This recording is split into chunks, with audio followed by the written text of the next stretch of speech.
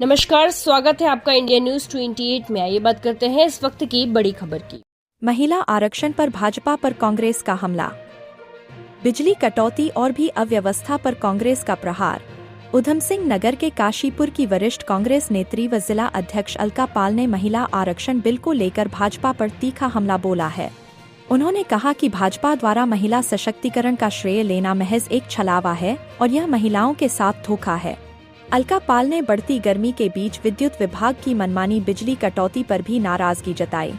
उन्होंने कहा कि ट्रिपल इंजन की सरकार में बिजली विभाग बेखौफ और लापरवाह हो चुका है, जिसका खामियाजा आम जनता और विशेष रूप से किसानों को भुगतना पड़ रहा है।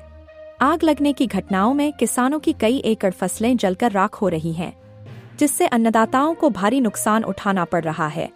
कांग्रेस नेत्री अलका पाल ने स्पष्ट किया कि उनकी पार्टी हमेशा किसानों के हित में खड़ी रही है और आगे भी कंधे से कंधा मिलाकर उनका साथ देगी।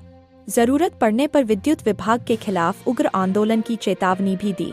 शहर के विकास को लेकर भी अलका पाल ने भाजपा सरकार को घेरा। उन्होंने कहा कि जब किसी शहर में बिजली, पानी और सड़क जैसी मूलभूत सुविधाएं ही दुरुस्त नहीं हैं, तो विकास के दावे खोखले साबित होते हैं।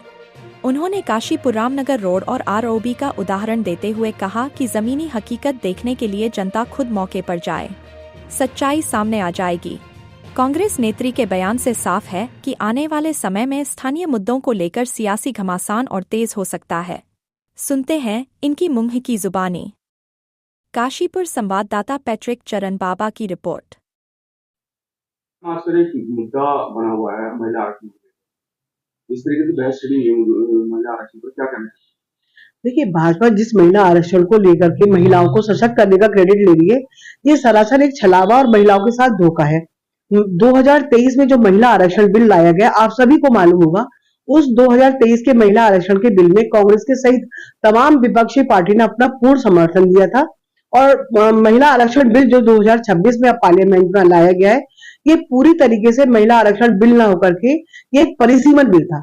इसके पीछे भाजपा की मंशा थी कि महिला आरक्षण बिल के नाम पर महिलाओं को खुश करके कहीं ना कहीं विशेष तौर पे हिंदी भाषी राज्यों में लोकसभा और विधानसभा की सीटों में बढ़ोतरी हो, और जिससे कि पार्लियामेंट के अंदर, विधानसभा के अंदर ज्यादा से ज्यादा इनकी पार्टी के लोग चुन के आए और कहीं ना कहीं पूरे देश में एक छत्र राज्य बीजेपी का स्थापित हो सके। लेकिन इसमें छोटे राज्यों को लेकर के, खासतौर से दक्षिण भारत के राज्यों को लेकर के और नॉर्थ ईस्ट के राज्यों को लेकर के एक बहुत बड़ी विडंबना थी, क्योंकि जनसंख्या के आधार पर अगर ये 2026 में लाया गया बिल अगर भारतीय जनता पार्टी ये लागू करती, तो उसमें निश्चित तौर पे छोटे और बड़े राज्यों के बीच में एक राजनीतिक असमानता और राजनीतिक विवाद की स्थिति उत्पन्न होती। लेकिन इस मंशा को धराशायी करने का काम तमाम विपक्षी पार्टी ने लोकसभा में इस बिल को गिरा करके किया है, क्योंकि ये बिल पूरी तरीके से परिसीमन बिल था। महिला आरक्षण बिल 2023 में सभी पार्टी ने सर्वसम्मति से पास किया। जिस हिसाब से गर्मी पड़ रही है और किसानों के खेतों में आग भी लग रही है गर्मी से, उसके ऊपर भी मैम विद्युत विभाग जो है लगातार बिजली कटौती कर रहा है, क्या कहना चाहिए? देखिए, विद्युत विभाग तो इस ट्रिपल इंजन की सरकार में पूरी तरह से बेपरवाह, लापरवाह हो चुका है। आज हमारे इस देश के अन्नदाता, जो किसान आंधी तूफान बारिश गर्मी में खेतों के अंदर काम करते हैं और फसल तैयार होने के बाद जो फसलों का नुकसान होता है, उसके प्रति सरकार भी उदासीन है और विद्युत विभाग ने भी उनको परेशान करने में कोई कसर नहीं छोड़ी है। जिस तरीके से लगातार आप देख रहे होंगे, खेतों में फसलों में आग लगने की घटनाएं हो रही हैं, बिजली की पर्याप्त सप्लाई न देने की वजह से किसान भी बहुत बड़ी संख्या में परेशान है और लगातार बिजली की बढ़ती हुई दरों ने भी किसानों को विवश कर दिया है। कहीं ना कहीं आगे आने वाले समय में किसानों को खेती करने में बहुत बड़ी परेशानी आने वाली है।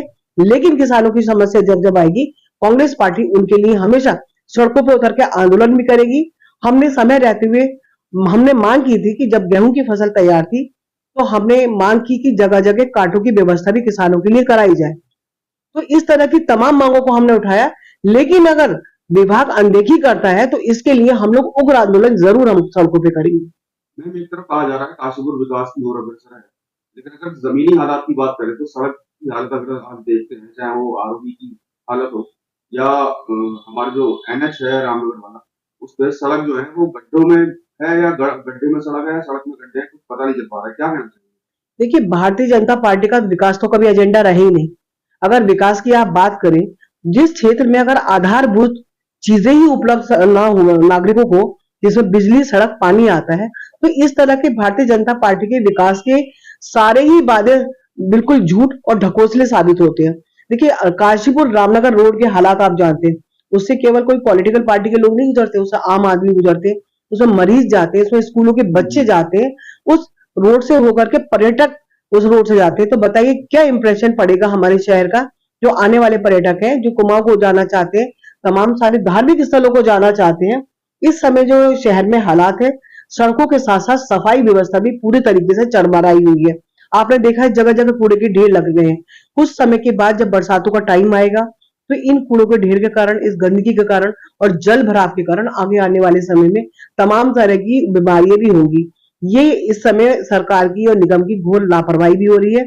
इसके लिए हमने समय समय पर मांग भी उठाई है, लेकिन हम पूरी तरह से प्रतिबद्ध हैं।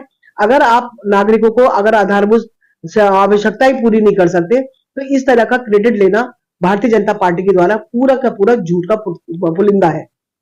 मैम, अभी कुछ समय पहले कांग्रेस पार्टी द्वारा जो है काशीपुर स्टेशन पर एक धरना प्रदर्शन किया गया था और स्टेशन मास्टर को ज्ञापन सौंपा गया। उसके बारे में क्या कहना है? क्या उस पर कोई कार्रवाई हुई है? बहुत लंबे समय से काशीपुर क्षेत्र के लोगों को रेलवे से संबंधित कई समस्याओं का सामना करना पड़ रहा था। देखिए, एक तो सीधी हमारी राजधानी से कोई कनेक्टिविटी नहीं है। हमने जो वंदे भारत ट्रेन हमने मांग की थी कि काशीपुर से उसको भी चला जाए। तमाम सारी जो ट्रेनें बंद हुई, उनको शुरू करने की भी बात हमने स्टेशन मास्टर जी को ज्ञापन के माध्यम से कही। और हमने ये भी कहा कि कुछ गाड़ियों में अगर नई गाड़ी चलाने की उपलब्धता नहीं हो, तो आप उसमें एक्स्ट्रा कोच लगाइए। आप उसके अंदर सीसीटीवी की जो सुरक्षा की दृष्टि से सीसीटीवी और जो मेटल डिटेक्टर है, जब रेलवे स्टेशन में कोई भी व्यक्ति प्रवेश करे, तो मेटल डिटेक्टर से उसकी चेक भी होनी चाहिए। सीसीटीवी कैमरे भी पूरे मुस्तैदी से काम करे। साथ ही साथ जो आपने देखा होगा, यात्रीगण अपना सामान के साथ लेके आते, तो अभी लिफ्ट की व्यवस्था सुचारू रूप से नहीं शुरू की गई है। तो तमाम सारी समस्याओं का रेलवे स्टेशन पे लोगों को सामना करना पड़ रहा था। हमने सारी मांगों को प्रतिबद्ध बिंदुवार तरीके से ज्ञापन में रखा। अगर इन मांगों को संज्ञान नहीं लिया गया, हम अपने पार्टी के लोग एकजुट होकर फिर आगे की रणनीति बनाएंगे। लेकिन इस आंदोलन को हम विद्युत विभाग की तरह उसी के तर्ज पे इस आंदोलन को और उग्र करेंगे और सड़कों पे उतरेंगे।